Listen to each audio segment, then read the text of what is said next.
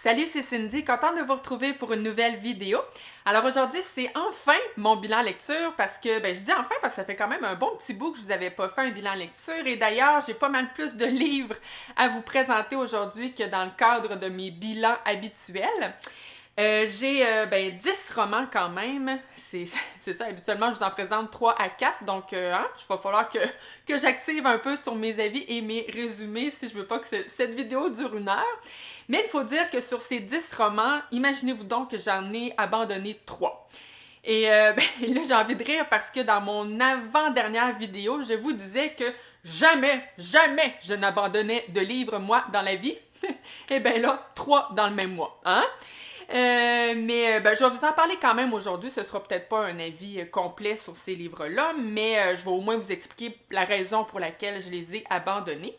Mais sinon, j'ai quand même 7 livres lus et terminés, donc il y a de quoi faire aujourd'hui. Et en plus de ça, c'est vrai, j'ai aussi des séries de 3 séries de bandes dessinées à vous parler aujourd'hui. Donc, d'ailleurs, à peu près 75% des livres dont je vous parle aujourd'hui faisaient partie du challenge L'été en série organisé par Virginie de la chaîne Totalibrune. Donc, j'ai commencé le mois d'août avec la lecture de Un tout petit monde écrit par David Lodge et publié aux éditions Rivage Poche. Alors, moi, dans mon dernier bilan lecture, je vous avais parlé de Changement de décor qui nous racontait l'histoire de 2 profs qui allaient changer leur rôle pendant une durée de 6 mois. On retrouve ces 2 mêmes profs dans ce livre parce que c'est le 2e tome d'une trilogie. Mais on ne retrouve pas que ces 2 profs, il va y avoir aussi plein d'autres personnages issus du milieu universitaire, donc des profs, des étudiants, des directeurs, etc. Et j'ai trouvé ce livre profondément ennuyant. Hein? On commence fort aujourd'hui. Inquiétez-vous pas, il y a du très bon aussi dans cette pile de livres. Alors, pourquoi? Premièrement, l'histoire, comme je vous disais, on retrouve plein de gens issus du monde universitaire et toujours dans le cadre de congrès ou comment on appelle ça, des conférences qui sont données un peu partout à travers le monde. Donc, c'est des personnages qui se rencontrent mais qui ne se connaissent pas nécessairement bien. Et ça soulève, oui, une certaine réalité qui, parfois, emmenait des moments quand même cocasses, comme par exemple, il va y avoir beaucoup d'aventures extra-conjugales dans ce livre, parce que, je pense qu'en effet, dans le cadre des voyages d'affaires, je pense que c'est le moment parfait pour tromper son mari ou sa femme, hein, ni vu ni connu. Puis c'est ça, moi je trouvais ça plutôt comique, mais malheureusement il y avait beaucoup plus de passages ennuyants que de passages cocasses ou captivants, en tout cas à mon avis, à moi. Vous savez, ce genre de conversation, d'où tu viens, qu'est-ce que t'enseignes, en quoi t'étudies, t'es-tu marié, t'as-tu des enfants, tu sais, le genre de conversation un peu plate dans la vraie vie. Imaginez le lire dans un livre, c'est encore plus plate, en tout cas. Comme, je me répète tout le temps, là, mais c'est mon avis. Voilà, des petits moments que j'ai bien aimés, c'était bien écrit, mais sinon, j'ai quand même un sentiment d'ennui face à ce livre. Donc, je ne terminerai pas, malheureusement, cette trilogie de David Lodge. Alors ensuite, j'ai lu le premier tome de la tétralogie Malphase de Patrick Sénécal, publié, moi j'ai l'édition Québec Loisirs. Alors, le titre, c'est Le cas des casiers carnassiers. Alors, dans ce livre, on retrouve aussi un prof qui s'appelle Julien, et c'est un prof de cégep, et lui, on ne sait pas exactement ce qu'il a fait, mais il va se faire mettre à la porte de son cégep de Drummondville, et on comprend que ce qu'il a fait, c'est assez grave pour qu'il ne puisse pas être engagé par aucun autre cégep de la province de Québec. À l'exception de Malphase, ce cégep situé dans la région fictive de Saint-Très-Loin. Je pense que le nom le dit, hein? C'est très loin, c'est un espèce de trou perdu au Québec. Et d'ailleurs, dans ce cégep, c'est tous des profs un peu comme Julien qui ne peuvent, pour X, Y raison, être engagés dans d'autres cégeps de la province. Et c'est un peu la même chose pour les élèves. Donc, vous voyez le genre de clientèle qu'on retrouve dans ce cégep. Et là, au tout début de l'année, il va arriver plusieurs meurtres d'élèves dans le cadre, à ce cégep de Malphase. Et donc, Julien, notre prof, va faire un peu son enquête personnel, si on veut. Donc, oui, il y a les policiers qui enquêtent, mais Julien va vraiment faire sa propre enquête. Et donc, voilà pour le résumé. Alors, pour ce qui est de mon avis, Patrick Sénécal. Patrick Sénécal, il a le don parfois. Ça me dérange pas tout le temps. Mais, my God, qu'il a ce don de créer des personnages qui sont tellement antipathiques. Et cette fois-ci, pour ce livre-là, ça m'a énervé. Les personnages, je les trouvais, tu sais, surtout le personnage principal, Julien. C'est un homme fin trentaine, mais qui agit comme un ado attardé. Il m'énervait tellement, là, il m'irritait, là, tu sais, dans le plus profond de mon âme. Donc, ça m'a pris tellement de temps avant d'embarquer dans ce livre-là parce que, je vous le dis, là, le premier tiers du livre, j'avais toujours les yeux levés au plafond. Il m'énervait, il me gossait, comprenez-vous? Mais quand même, j'ai fini, je dois dire, par embarquer. Et je serais menteuse de vous dire que j'ai pas... j'étais curieuse, j'étais intriguée de savoir qu'est-ce qui était arrivé à ces élèves. J'étais aussi intriguée face aux nombreux mystères qui entourent le cégep de Malface. Donc, finalement, quand même, je dois dire que j'ai quand même apprécié ma lecture, pas au point de vous en parler avec un avis incroyablement positif aujourd'hui, mais tu sais, ça a été quand même agréable à lire. C'est donc un livre auquel j'ai donné 3 étoiles. Et je ne sais pas si je vais continuer la série, par exemple, parce que oui, comme je vous dis, je suis plutôt curieuse de des nombreux mystères entourant le cégep, mais j'ai tellement pas envie de retrouver Julien. je veux plus rien savoir de ce personnage. Donc, ben voilà, pour ce qui est de Malface. Ensuite, cette fois-ci, j'ai commencé et terminé une trilogie, yes! Et je parle de la trilogie La Bête de David Goudreau, publiée chez Stanké. Là, j'ai seulement avec moi le premier tome, La Bête à sa mère, mais il y a aussi La Bête dans sa cage et Abattre la Bête, que j'ai lu également, mais malheureusement, j'ai dû les retourner à la bibliothèque. Mais il existe également l'intégrale que vous pouvez vous procurer qui s'appelle La Bête, tout simplement.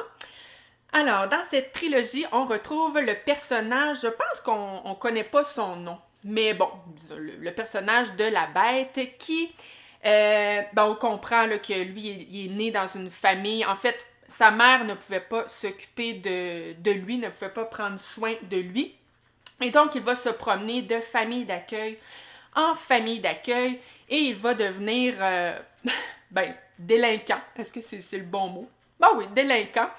Et voilà, on va suivre un peu son histoire. Donc, dans le premier tome, c'est ça, on nous raconte un peu c'est lui, en fait, qui nous parle, c'est écrit au jeu, il nous raconte un peu sa vie. Dans le deuxième tome, comme le dit le titre, tout le long du livre, il va être en prison. Et dans le dernier tome, là, je vous en dirai pas plus parce que sinon, je vais vous spoiler ce qui est arrivé dans les 2 premiers tomes. Mais en fait, le but ultime, l'objectif de la Bête, c'est de retrouver sa mère biologique. Donc, durant toute cette trilogie, il a une idée en tête et c'est de retrouver sa mère. Oh my God, que j'ai adoré cette trilogie. J'ai un mot à dire, c'est intelligent. C'est tellement brillamment écrit et ça me surprend pas parce que moi, David Goudreau, c'est la première fois que je le lisais, mais je l'ai souvent entendu en entrevue et à chaque fois, j'adore écouter cet homme. Je le trouve passionnant à écouter, je le trouve intelligent et voilà, ça se reflète complètement dans son écriture. Et ce qu'il y a de unique avec ce livre, là, même s'il y en a 3, là, ce qu'il y a de si unique et de particulier, c'est que notre personnage nous raconte sa réalité à lui, mais ce n'est pas la réalité. Comprenez-vous? Donc, ça amène plusieurs niveaux, plusieurs couches à cette histoire parce qu'on lit ce que lui perçoit, mais nous, on s'imagine ce que doit être en fait la réalité, la vérité. Et c'est ce qui fait aussi que ce livre est drôle. Parce que, je vous le dis, là, c'est pas drôle. Ouais. C'est pas drôle ce qui arrive, là. C'est vraiment très dramatique, la vie de cet homme, tout ce qu'il va faire, ce qu'il va subir. C'est vraiment une histoire super dramatique, mais vu que c'est écrit de cette manière-là, vraiment, c'est drôle. C'est bizarre à dire, hein, mais j'ai souvent souri là, à la lecture de ces livres. Et j'ai adoré ça, c'est fort. C'est vraiment fort cette trilogie. Je comprends que ça ait eu un si gros succès au Québec. Je suis trop contente de l'avoir enfin lu. Ensuite, je me suis tournée vers un petit roman. Ben, je dis petit, mais il a l'air petit, mais c'est écrit en petites pattes de mouche et il y a comme pas de marge autour des pages. Donc, c'est un petit livre de 300 pages qui se lit un peu comme un livre de 500 pages. Et ce livre, c'est I comme innocent de Sue Grafton, donc publié aux éditions Pocket. Alors, ça fait partie de cette série qu'on appelle l'abécédaire du meurtre parce que l'autrice a écrit un tome pour chaque lettre de l'alphabet. Je pense que seulement la lettre Z qu'elle n'a pas pu écrire parce qu'elle est décédée suite à la publication du livre Y, malheureusement. Mais de mon côté, c'est le premier livre que je lis de cette série et honnêtement, ça m'a pas dérangé là, de ne pas avoir lu les autres lettres avant le I. Et donc, on est ici avec notre détective privé. Ah bon, je me souviens pas de son nom comme d'habitude, c'est pas grave. Bon, c'est une femme et elle va se faire engager par l'ex-mari de Isabelle qui est morte il y a de ça 8 ans. Mais le mari d'Isabelle qui avait été incarcéré pour le meurtre d'Isabelle, finalement, faute de preuves, il va être libéré après 8 ans. Mais là, l'ex-mari d'Isabelle engage notre détective privé pour aller chercher les preuves pour qu'il puisse le remettre en prison. Donc voilà, l'enquête démarre. Et moi, c'est un roman policier, franchement, que j'ai bien aimé. Ça me prend un petit bout avant d'embarquer, mais franchement, j'ai adoré ça et ça m'a un peu replongé dans mes années Agatha Christie. Parce que oui, moi, je vous dirais début vingtaine, même je pense avant ça.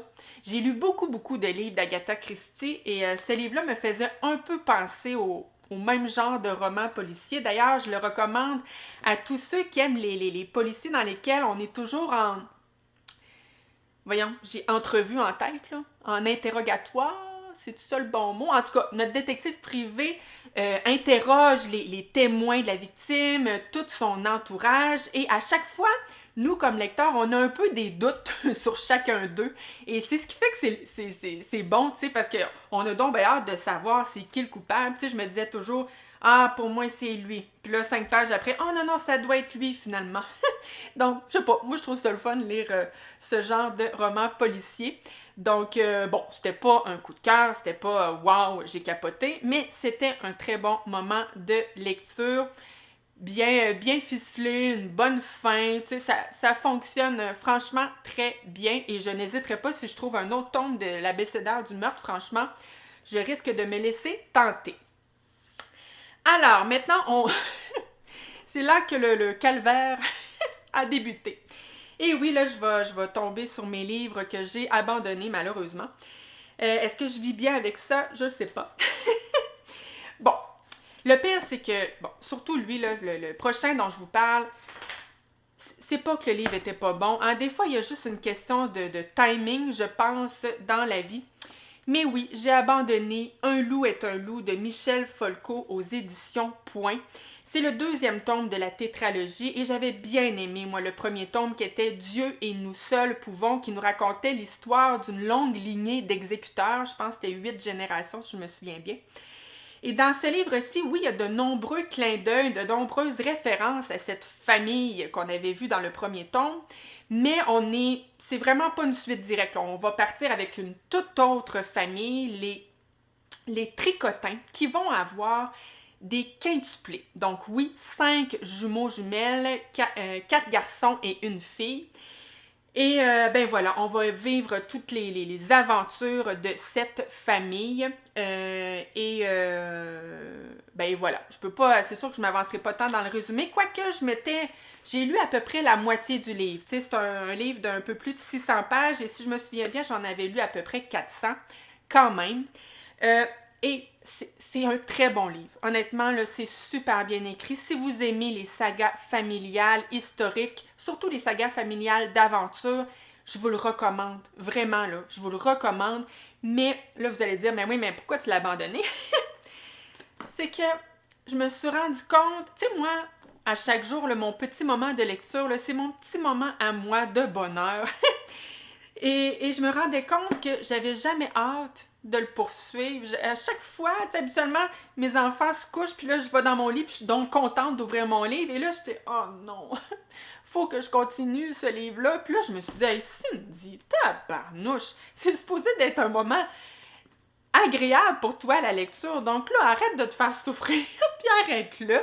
Et là, pourquoi c'était pénible? Ben, je pense que c'est tout simplement que moi, j'aime beaucoup les sagas familiales, mais les sagas familiales où on est dans le quotidien d'une famille, ce que à l'inverse de moi, d'autres vont trouver très plate, mais les sagas familiales d'aventure, je pense que j'aime pas ça. C'est pas la première fois que je vous dis ça. Je me souviens, l'année passée, j'avais lu un livre de Mireille Calmel qui avait été super apprécié de plein de lecteurs et moi, je l'avais pas aimé.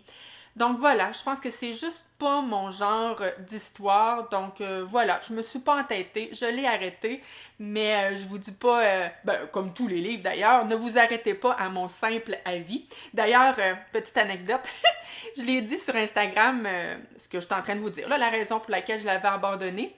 Et il y a une dame qui est venue m'écrire en commentaire « Oh mon Dieu, c'est pas possible, arrêtez cette saga-là, c'est la meilleure saga familiale qui a jamais été écrite. » Et là, j'étais là, mon Dieu, déjà que je vivais pas bien avec le fait d'abandonner un livre, en plus, je lis ce message-là. Donc là, j'ai failli m'y remettre, mais non, là, je me suis écoutée, puis je me suis dit, écoute, tous les goûts sont dans la nature, hein, et faut s'écouter. Moi, ça l'a pas fait pour moi, donc voilà. Et le prochain livre, c'est drôle, lui, celui-là, on dirait que je me sens mal parce que je le sais que c'est un bon livre, mais que c'est juste moi qui n'a pas réussi à embarquer dedans. Mais le prochain livre, on dirait que je me sens pas mal parce que c'était tellement plate.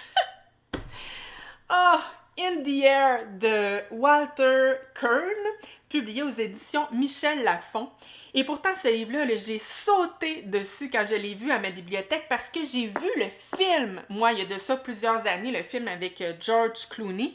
Le film qui est tiré de ce livre-là, et c'était un film que j'avais adoré, adoré, adoré. Donc là, je me suis dit, my God, que le livre doit être bon. Oh! D'ailleurs, je comprends que le film s'est inspiré de ce livre, mais c'est vraiment, vraiment pas pareil, honnêtement. Donc, l'histoire, on est avec Ryan, qui a un métier franchement difficile. Il se fait engager il est consultant, il se fait engager par des grandes compagnies américaines pour faire des restructurations administratives. Entre autres, il va organiser souvent des licenciements de masse. Donc, c'est pas facile et ça l'amène aussi beaucoup à voyager. Donc, c'est vraiment un homme qui vit plus souvent dans une chambre d'hôtel que dans son propre appartement. Et il est blasé. Il est tanné de son travail. Il veut changer de travail. Et il nous raconte. On nous raconte justement son quotidien, donc ses rencontres qu'il va avoir à l'aéroport, dans l'avion, avec son patron, avec ses collègues. Et on est dans des conversations, mais ennuyantes, là. J'aime pas ça être négative de même sur un livre, mais j'ai rarement lu un livre aussi plate. Et là, je vous l'ai dit que je l'ai abandonné, mais honnêtement, il me restait peut-être seulement 50 pages à lire.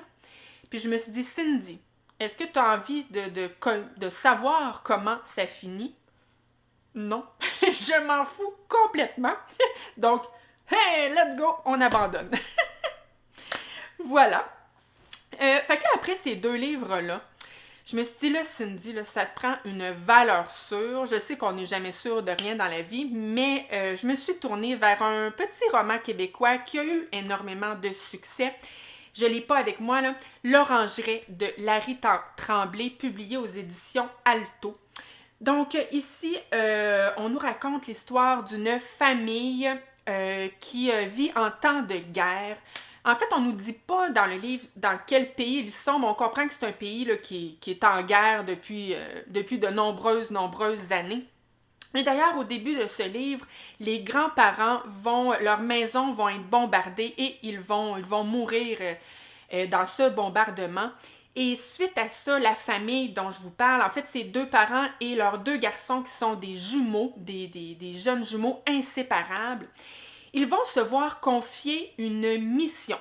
Je vais l'appeler comme ça, je vous en dirai pas plus, mais c'est une mission crève-cœur. Mon petit cœur a eu très mal quand je suis arrivée à ce moment où on découvre ce qu'ils vont se faire confier. J'ai adoré ce livre. Et au début, là, je dirais les 50 premières pages, on est un peu dans le flou. Ben, je pense que c'était voulu de l'auteur. Il nous donne des petites bribes d'informations sur chacun des personnages, mais il nous laisse toujours une petite part de mystère. Et jusqu'à ce que justement arrive cette mission-là, là, j'ai comme pas d'autres mots pour la décrire. Et à partir de là, my God, ben, premièrement, ça fait mal. Ça fait mal à lire. Mais c'est drôle, hein, parce que même si c'est une histoire tragique, la plume de l'auteur est tellement douce, là, qu'on dirait que ça vient mettre un petit baume sur l'histoire qui est tellement triste. Et cette histoire est non seulement... Elle est triste parce qu'en fait, elle est réelle. On lit puis on le sait que c'est des choses qui arrivent vraiment dans ces pays-là. Et c'est ce qui fait que ça fait encore plus mal. Donc, j'ai adoré ce livre. C'est un livre auquel j'ai donné 5 étoiles, mais c'est drôle, hein? Aujourd'hui, je vous parle peut-être pas d'un coup de cœur parce que il arrive une espèce de coupure dans le livre où on va tout d'un coup se déplacer plusieurs années plus tard. Puis c'était bien correct, là, ça continuait d'être très bon, là, c'était pas un problème, mais moi, ça a fait une petite coupure dans mes émotions. C'est-à-dire que quand je lisais ce livre-là, je me disais tout le temps « Oh mon Dieu, que je vais brailler! Oh mon Dieu, que je vais brailler! » Et cette coupure-là a fait justement que j'ai pas que j'ai pas braillé comme je m'y attendais. C'est peut-être mieux ainsi, vous allez dire, mais on dirait que j'avais envie. J'avais envie de pleurer pour ce livre et finalement, c'est pas arrivé. Je sais pas pourquoi. Ben, en fait, je pense que c'est à cause de cette espèce de coupure-là. Mais là, je vous dis ça, là, mais il reste que c'était vraiment excellent comme lecture et je vous le recommande chaudement. Alors, après cette valeur sûre, ben là, je suis retombée dans un autre moment pénible. Et encore, là, pour ce livre-là aussi, je le sais qu'il est bon, le livre. Je le sais qu'il est bon, mais... pour moi, c'était pénible. Et c'est L.A. Confidential de James Ellroy, publié chez Rivage Noir. Alors, dans ce livre, là, je ne pourrais pas vous faire un résumé parfait. Là. On est avec 3 enquêteurs qui sont un peu... en fait, au début du livre, ils vont être pris dans une espèce de scandale de brutalité policière. Et d'ailleurs, l'un d'entre eux est celui qui a stoulé les autres policiers, donc vous comprendrez qu'il n'est pas très apprécié de ses collègues. Mais là, il va arriver évidemment des enquêtes.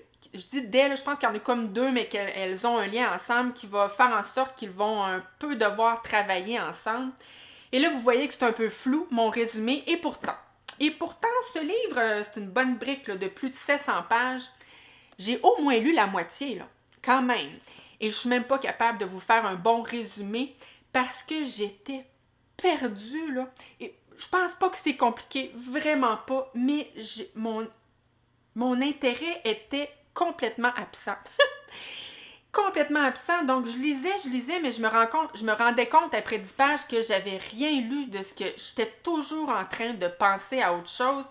J'arrivais pas à m'intéresser aux enquêtes. J'aimais par contre les personnages des 3 enquêteurs qui sont un peu des bad boys. Là. C'est des policiers plutôt corrompus, chacun à leur manière. Ça j'aimais ça, tu sais. Mais l'histoire des enquêtes et tout, que ça venait tellement pas capter mon attention. Et c'est ce qui fait qu'à un moment donné, après 400 pages, je me suis dit, ça sert absolument à rien de le poursuivre. Je suis tellement perdue que même quand je vais arriver à la fin, le dénouement de l'histoire, sûrement que je le comprendrai même pas, tu sais. Fait que je l'ai arrêté, tout simplement, mais Je le sais qu'il y a plein d'amateurs de romans policiers qui ont adoré ce livre, donc, écoutez, encore une fois, ne vous arrêtez pas, à mon avis. Je le répéterai pas à chaque livre, là, mais c'est toujours ça, hein. Alors, là, on retourne dans du bon, hein, jusqu'à... Ben, il me reste 2 romans, en fait, à vous parler, d'ailleurs. Hey, c'est pas si pire, mon affaire. Alors, j'ai lu Un bonheur si fragile, le premier tome de la tétralogie de Un bonheur si fragile. Et le premier tome, c'est L'engagement, écrit par Michel David, publié aux éditions Urtubise. Alors ici c'est aussi une saga familiale historique, mais ici, c'est pas un livre d'aventure. Donc, j'ai beaucoup aimé ce livre, je vous le dis tout de suite. Et on est avec le personnage de Corinne. Au début du livre, elle a 18 ans. Et elle est amoureuse de Laurent. Ils vont d'ailleurs se fréquenter pendant un petit bout de temps. Et Laurent va demander sa main à son père. Il veut l'épouser. Mais là, les parents de Corinne sont pas trop chauds à l'idée. Ils trouvent que... premièrement, ils trouvent qu'elle est trop jeune pour se marier. Ils trouvent aussi qu'ils connaissent pas si tant Laurent. Ils connaissent même pas la famille de Laurent. Tu sais, habituellement... dans ce temps-là, on connaissait au moins la famille du nouveau mari de nos enfants. Mais bon, bref, ils vont finir par accepter et Corinne va épouser Laurent, mais on va se rendre compte rapidement qu'elle n'a pas choisi le meilleur des maris. Il est fainéant. Il préfère de loin aller fêter avec ses chums de gars et boire de l'alcool que d'être avec sa femme et de prendre ses responsabilités. Donc voilà, elle n'a pas choisi le meilleur parti et non seulement ça, mais là, elle va apprendre aussi à connaître sa belle famille et c'est pas guère mieux. Son beau-père est bête comme ses pieds. Il est gratteux, là. C'est quoi le mot? Il est avare, mais complètement. Bref, elle est pas bien tombée. Et donc voilà, on va nous raconter la vie de Corinne suite à ce mariage. Alors oui, comme je vous ai déjà dit mon avis, j'ai beaucoup aimé ce livre. J'aimais les personnages, on s'attache aux personnages, même ceux qui sont détestables, on aime les détester. J'aimais ça, détester Laurent et son beau-père. Et ce qui amène un super contrebalancier à tout ça, c'est que Corinne, j'ai adoré ce personnage parce qu'elle leur tient tête, elle ne se gêne pas pour leur faire savoir ce qu'elle pense de tout ça. Donc, tu sais, tu lis ça, tu fais « Yes, Corinne dindin! » Elle a vraiment des répliques là, qui sont jouissives à lire. Donc, c'est ce qui fait, je pense que le tout est tellement bien équilibré. Ce sera pas long. Bon, j'ai été interrompue. Je pense que je vous disais que le tout est vraiment super bien équilibré. Donc voilà, j'ai adoré ce livre. Le pourquoi c'est peut-être pas un coup de cœur, c'est qu'il y avait aussi des passages où on était sur l'histoire. Ils sont en train de reconstruire l'église du village et ça va créer plusieurs chicanes entre le curé, le maire de la ville et divers membres du conseil d'administration, entre autres le beau-père de Corinne. Et j'avoue que ces passages-là, c'était loin d'être plate, là. Tu sais, c'était bon, mais je trouvais ça vraiment pas aussi le fun à lire que les passages où on était avec Corinne. Et donc, c'est pour ça que ce livre-là était peut-être un 4 étoiles et non pas un 5 étoiles pour moi. Mais j'ai définitivement envie de poursuivre cette série et c'est sûr que je vais m'y mettre peut-être pas la semaine prochaine, mais ça viendra certainement.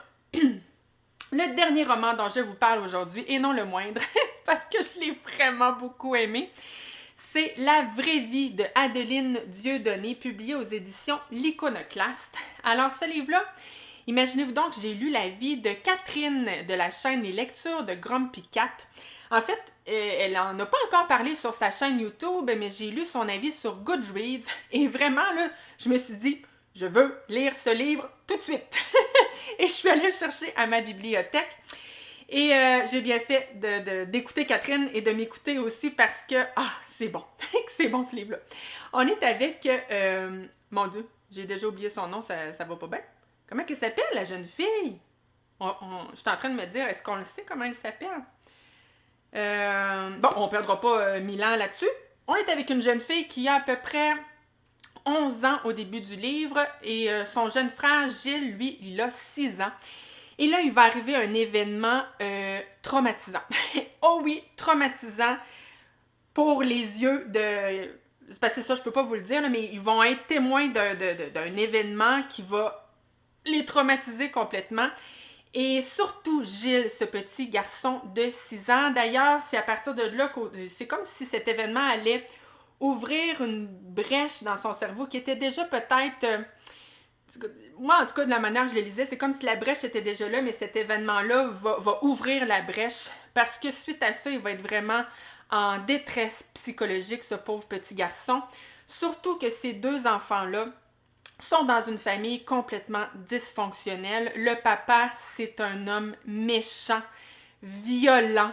Et d'ailleurs, la maman, je pense, est tellement occupée à avoir peur de son mari qu'elle n'a plus de temps pour s'occuper de ses enfants. Donc, ces deux enfants qui sont laissés à eux-mêmes, qui n'ont aucune preuve d'amour ou d'affection. Et notre jeune fille de 11 ans va tout prendre sur ses épaules pour essayer de sauver son petit frère Gilles parce qu'elle le voit là, que ça va pas, que ça ne va plus en fait.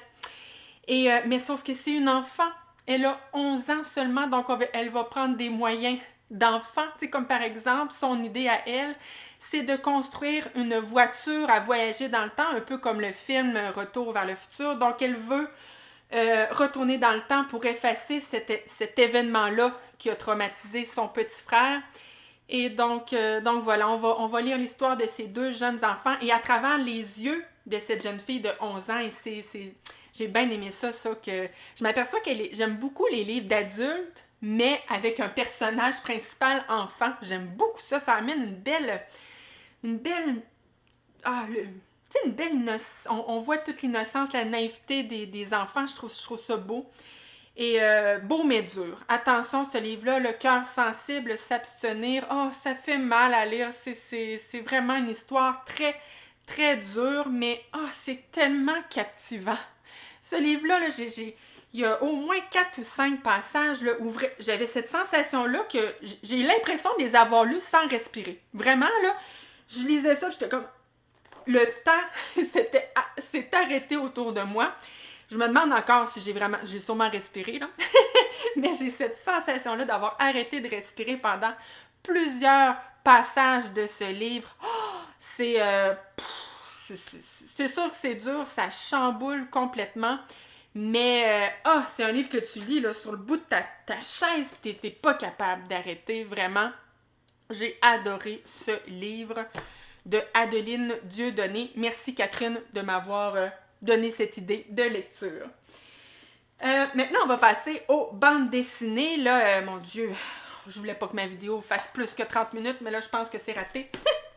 J'ai lu les 5 premiers tomes de Magasin Général, écrit par Loisel et Tripp, publié chez Casterman. Là, j'ai seulement le tome 1 et 3, parce que oui, c'est bizarre, hein, j'ai acheté le tome 1 et 3, mais j'ai emprunté le livre 2, le tome 2 à la bibliothèque, ainsi que les tomes 4 et 5. C'est une série qui fait 9 livres, mais voilà, moi j'ai lu les 5 premiers livres. Et on est... en fait, on va nous raconter l'histoire des personnages du village québécois de Notre-Dame-des-Pins, particulièrement les deux personnages de Marie et Serge. Donc, Marie, au début de cette histoire, va perdre son mari des suites d'une maladie. Et Serge va arriver un peu par hasard dans ce village. En fait, il est en moto, mais il va avoir une tempête de neige imprévue et Marie va l'héberger. Et finalement, il va finir par rester dans ce village. Et donc voilà, on nous raconte cette histoire. C'est une série que j'ai bien aimée. Tu sais, les tomes, ça se lisait super rapidement. Les personnages étaient attachants. Je peux pas dire, par contre, que j'ai tripé, là, tu sais. Faut dire, je pense que j'ai tellement aimé Les Pauls de Michel Rabagliati que j'ai lu au mois de juin, qu'on dirait que depuis que j'ai lu Les Pauls, toutes les BD me semblent fades. Hein, c'est ça, c'est ce qui arrive parfois quand on a des coups de cœur. Donc, j'ai bien aimé, mais sans plus. Tu sais, j'ai lu les 5 premiers tomes, puis honnêtement, on dirait que j'ai pas si tant envie de poursuivre la série. Et les planches, c'est drôle, hein, sont belles, mais je trouvais que c'était... Avouez qu'elles font un peu macabre. Les personnages font un peu macabre, un peu comme si... le genre de planche qu'on pourrait s'attendre à retrouver dans une bande dessinée d'horreur, mais en fait, je trouvais que ça fitait pas si bien avec cette histoire de villageois. Bon, je sais pas si ce commentaire-là est très pertinent, mais c'est ce que j'ai pensé, moi, au moment de ma lecture. Mais voilà, des belles bandes dessinées, mais qui ne m'auront pas marqué, disons. Ensuite, j'ai lu la duologie La célibataire, donc La célibataire, et ensuite La célibataire survivante de India Desjardins et Magali Foutrier, est publiée. En fait, j'ai un tome chez les Éditions de l'Homme et l'autre aux Éditions Michel Lafon. Et bon, ici, moi, contrairement à ce que je pensais, c'est pas une histoire là où de A à Z, c'est plutôt plein de petites mises en situation qui touchent toujours un peu à la vie de jeunes femmes célibataires. Et donc, ça se veut plutôt cocasse comme bande dessinée. Alors, ben, j'ai bien aimé ma lecture. Je trouve que c'était parfait pour l'été. C'est très, très léger. Mais ici aussi, bon, je trouvais... Disons que j'ai pas si tant ri, je trouvais que c'était un peu du réchauffé, le genre de petite histoire que j'ai souvent entendue. Il me semble que c'est ça, je trouvais que c'était du déjà vu. Et je trouvais aussi que c'était... mon Dieu, comment dire? Je perds mes mots. C'est le temps que cette vidéo se termine. Mais, ben c'est ça. Je pense que j'ai pas grand chose à dire. C'était correct, mais sans plus. C'est sûr que si vous avez envie de décrocher une petite lecture légère, je pense que ça va faire la job, mais disons, il faut dire que ça se veut pas... je pense que c'était voulu là, que ce soit aussi léger, mais je sais pas. Moi, ça a pas... ça m'a pas fait rire, finalement. C'est ça l'affaire. Ouais, c'est ça l'affaire. Mais c'était quand même bien. Voilà. C'était vraiment une critique très mauvaise, je suis désolée. Bon, je termine cette vidéo avec une lecture un peu surprise parce que, bon, j'ai lu les 2 premiers tomes de la série One Piece, donc c'est des mangas de Eiichiro Oda. Alors, je vous explique que mon fils aime bien cette série et il m'a dit à un moment donné, « Maman, ça serait le fun que tu la lises, on va pouvoir échanger autour de ces livres-là. » Ben, la maman a dit oui tout de suite, hein? Surtout venant de mon fils qui n'aime pas du tout lire. T'sais, il les a lus parce qu'il y a des moments, des séances de lecture obligatoires à l'école. mais vraiment, il aime cette série-là. Et c'est d'ailleurs, ça avait été une recommandation de Dorian de la chaîne Monsieur Cabric, que je remercie encore d'ailleurs. Et bon, c'est sûr qu'on n'est pas dans mon genre de lecture, mais vraiment, je comprends tellement pourquoi il les aime et je comprends pourquoi cette série-là est si populaire auprès des jeunes. C'est vraiment, là, c'est super le fun à lire. C'est un jeune garçon qui souhaite de devenir le roi des pirates. Et il va manger un truc là, au début du livre qui va faire en sorte qu'il devient un homme élastique. Donc, c'est un peu son pouvoir.